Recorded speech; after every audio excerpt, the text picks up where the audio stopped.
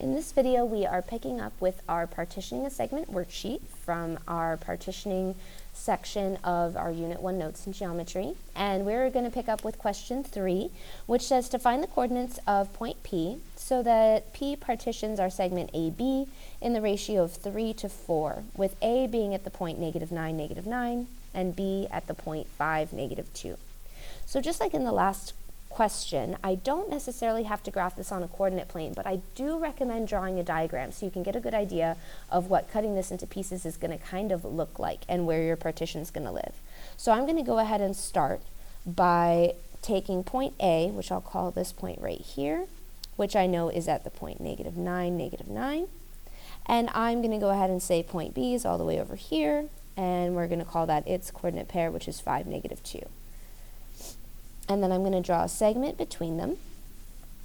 And I know that these aren't plotted in the right place on a coordinate plane, but that's okay, because I'm just getting an idea of what this is going to look like. There. So there's my segment. All right. My job is to split this segment into the ratio of 3 to 4, which means I need 3 pieces on the left of my partition and 4 pieces on the right, which tells me that I need 7 parts all together. So I need to split this into 7 equal pieces.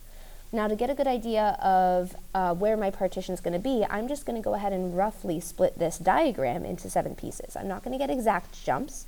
I'm not going to break out a ruler, but I just want to kind of understand where my partition is going to live. So let's just estimate where my 7 pieces are. So starting at A, let's say I have 1, 2, 3, 4, 5, 6, and then 7 is going to bring me to my B value at the very end. So here I have 7 chunks of this segment. Now, to make this ratio of 3 to 4, I need to have 3 pieces to the left of my partition, and then I need to have 4 pieces on the right side of my partition, which means my partition is going to live right about here. And I can see that in order to get there, I'm going to have to make 1, 2, 3 jumps. So I need to figure out how far each jump is going to take me. I need to figure out how each jump is going to affect my x values and my y values. So in order to do that, I want to see what the changes between my x and y values on the entire shape are so that I can cut them into 7 pieces and then make 3 jumps using that ratio. So let's go ahead and find the change in my y values and the change in my x values, like a slope, and then we can cut them into pieces. So in order to find the change in my y values, all I'm doing is trying to find the difference between them. So I want to know what happened with the number I started with to take me to the number I ended up. So how far did I come? So when I ask that question, I'm just asking what's the difference between these two numbers, and I don't need to see it on a graph in order to find the difference, because finding the difference between two numbers just means subtracting the two numbers to see what changed between them. So I'm going to take the number I ended up with, -2, and I'm going to subtract the number I started with, -9, and it'll tell me how far I came. Now when I do this math and subtract a negative, that means I'm actually going to end up adding a positive. So my change in y values is going to be -2 plus +9, which tells me that that's a change of 7 spaces. So I increased my y values by 7 along this segment. Let's go ahead and take a look at my denominator. That's the change in x values. So again, I'll take the number I ended up with, 5, and subtract the number I started with, -9. It'll tell me how far I came. So 5 minus the -9 I started with is the same thing as 5 plus +9, which is the number 14. So to get from -9 to 5, I must have added 14 to my x values. So my slope is 7 over 14, and my job is going to be to split this into 7 parts. So let's take the x values and divide them by 7, and the y values and divide them by 7. This is going to give us a numerator of 1, that's the change in my y values for each jump, and a change of 2 for my x values for each jump.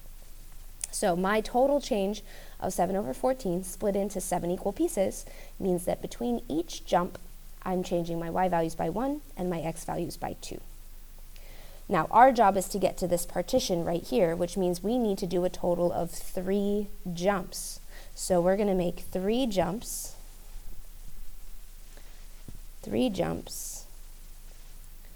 from our starting point, which is point A. So if I have the coordinate pair for A, which I do, it is -9, negative 9. All I have to do is use this change 3 times in order to find out where I end up. So I'm going to use my change for my y values, which brings me at 1 space. So plus 1, there's my first jump. Plus 1 again, there's my second jump. And plus 1 one more time, there's my third jump. And that should bring me to the y value for my partition. I'm going to do the same thing for my x values, but I have to use the x value here for my denominator. It changes my x values by 2 every single jump. So plus 2 plus 2 plus 2, here we go. So adding 2 for each jump. And once I add these numbers all together, I'm going to figure out where my new coordinate is. So let's do my x values first. Negative 9 plus 2 is negative 7, plus another 2 is negative 5, plus one more 2 brings me to the number negative 3. And for the negative 9, that's my y value, I have to add 1, that's negative 8, plus another 1 is negative 7, plus another 1 is negative 6. So the coordinate pair, negative 3, negative 6, is where this partition is going to live on a coordinate plane. Let's go ahead and take a look at number 4. It's on the back of our worksheet. Question 4 says, for the directed line segment AB, whose endpoints are A at 0, 0 and B at 4, 3, we have to find the coordinates of the point that partitions the segment into a ratio of 3 to 2. This is going to work just like the last problem, so let's run through it. We're going to go ahead and draw our point A, which is at 0, 0, and point B, which is at 4, 3. And let's go ahead and draw a segment between them. Here we go. We'll make it red to match. Thank you. There we go. All right. So there's our segment. Our job is to split it up in a ratio of 3 to 2, which means I need 3 pieces on the left, 2 pieces on the right. That's 5 parts altogether. So again, I'm just going to estimate cutting this into 5. So from A, I can make 1, 2, 3, 4, and my 5th cut brings me right to B. So there it's split into 5 pieces. And my partition has to live with 3 on the left of it and 2 on the right. So from A, we need 3 pieces on the left and the remaining 2 pieces on the right, which tells me my partition is right here. In order to get to this partition, I do have to make 1, 2, 3 jumps. This first number right here tells me how many times I have to jump. So let's figure out the total change along my segment so that I can split it into 5 equal parts and make these jumps. So my total change again is going to be the change in my y values and the change in my x's. So for the change in my y values, again, I'm just trying to find the difference between where I started and where I ended up. So I'm going to take the last y value and subtract the first one to figure out how far I came. So for this one, it's going to be not 30, goodness, it's going to be 3 minus 0, which tells me that I changed by adding 3. For my change in x values, I can see that I started at 0, ended up at 4. So if I do 4 minus 0, it confirms that I just moved up 4 spaces, or over 4 spaces for my x values. So my slope is 3 over 4, and my job is to take this total change and split it into 5 parts. So 3 divided by 5, and then 4 divided by 5. And I can see that these are not going to be pretty numbers, but they're going to be numbers I can use nonetheless. 3 divided by 5 is 0.6. So that's the change in my y values for each jump that I make. And 4 divided by 5 is 0.8, which is going to tell me the change for each jump along my x-axis.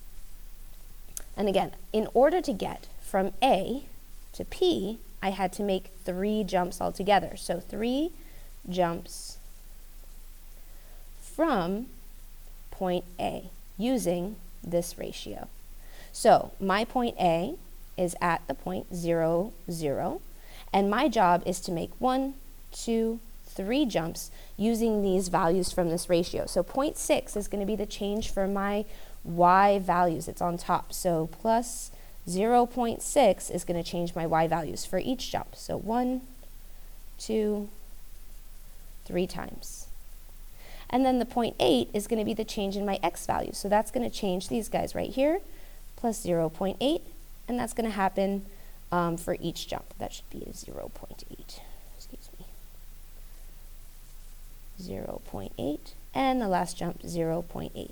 So if I add all of these to my original coordinate pair of 0, 0, then I will figure out where I end up for my partition.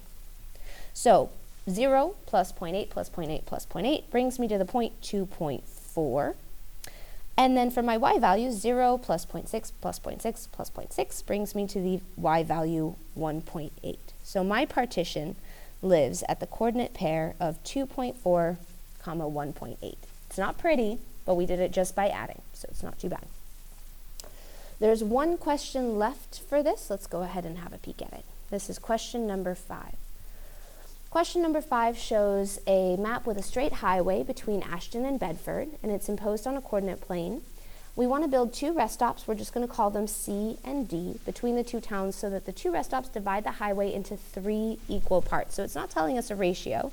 It's just telling us we're dividing it equally into 3 pieces. So what are the coordinates of the points where the rest stops should be located? So I need to find the points that divide this segment into 3 equal pieces. So that 3 equal pieces automatically tells me that I need to divide this into 3 parts. So let's figure out how much the total rise and run are for this graph, and then we're going to be able to divide that by 3 to find each jump. So my total rise is going to be here. I can either use my subtraction, like in the last problem, or because I have a picture, I can count. So for my change in y over change in x, let's go ahead and look at the picture to find our change in y. We rise 1, 2, 3, 4, 5 spaces up. And then for my change in x, that's going to be the side to side. I start at Ashton and I go 1, 2, 3, 4, 5, 6 spaces to the right before I hit the x value for Bedford. So now that we found our rise over run, let's go ahead and divide this into the 3 equal pieces I need for my partition. So let's divide the top by 3 and let's divide the bottom by 3. 5 divided by 3 is 1.66666666666. And we don't have to be too exact for this problem. I'm okay if we round. So 1.66 rounds to the number 1.7. And that's honestly close enough for me. The farther you go in math, the more decimals you'll have to use, but 1.7 is fine for this class right now. In the denominator, 6 divided by 3 is just the number 2. So 1.7 shows us how we change on our y-axis, up and down, and 2 shows us how we change on our x-axis, side to side. So we need to use these changes to find each rest stop. So first, let's find how we're going to put rest stop C on here, which I'm going to go ahead and say, if I'm estimating, will be somewhere in this area. We'll call this C. Let's find out exactly where it is. So to get from A to C, I have to do 1 jump using this ratio. So A to C, so from Ashton to point C, we need to do 1 jump. So let's use the coordinate pair for A, which on this graph was at -3, -2. And let's add this ratio to the y and x values once. So the y value gets a 1.7 added, and the x value gets a 2 added. And that's going to show me where point C is. So -3 plus 2 brings me to -1, and -2 plus 1.7 brings me to -0.3. So that's exactly where that lives on this graph. Let's go ahead and get that plotted on here. Let's be exact. Well, as exact as possible with decimals like this. So -1 on my x-axis and -1/3, which is that point right there. That's where C lives. All right, now that we have our C on our graph, here we go. Let's go ahead and figure out exactly where my next rest stop is going to be. So I can make 2 jumps from A, or since I just found C, I can make 1 jump from C to figure out where that brings me. So I'm going to go ahead and say C to D, which is what we're going to call this point, is 1 more jump using this ratio. So if I take the coordinate for C, which is -1, -0.3, and I use this change 1 time, so plus 1.7 for my y values and plus 2 for my x values, it's going to tell me exactly where the coordinate pair for D should be. So -1 plus 2 gives me the x value 1, and -0.3 plus 1.7 gives me the y value 1.4. So if I'm going to put that on my graph, I'm going to go over 1 and up 1.4. That tells me rest stop D is going to be right here. And that splits this road between Ashton and Bedford into 3 equal pieces. That's it for this problem. That's it for this worksheet. I hope that you do well on your test.